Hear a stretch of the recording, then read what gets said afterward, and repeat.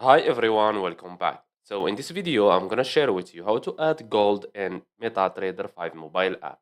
So just follow me and follow the steps. It's so easy and simple.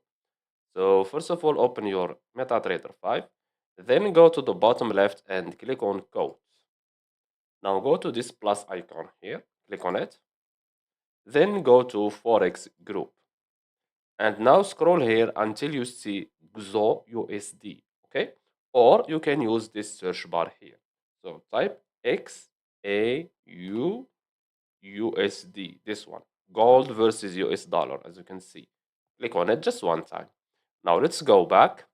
And as you can see here, we have the XO USD gold. Now click on it one time and click on chart. And now, as you can see here, this is the chart of gold. As you can see, we have here gold versus US dollar. And that's it.